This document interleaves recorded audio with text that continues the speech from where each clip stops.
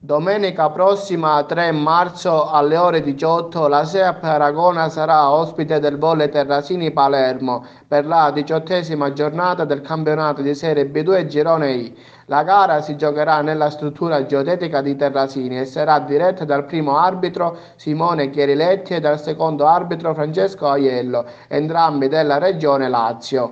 Il sestetto di Enzo D'accardi è quartultimo in classifica con 13 punti. Le palermitane sono reduci dalla sconfitta per 3-0 dalla capolista Santa Teresa di Riva.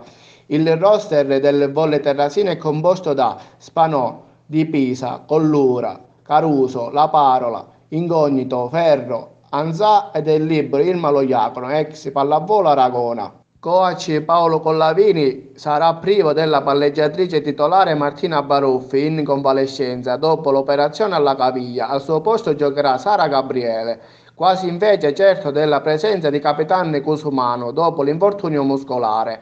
La squadra aragonese si allenerà per l'intera settimana e sabato pomeriggio svolgerà la rifinitura al Pala Nicosia di Agrigento.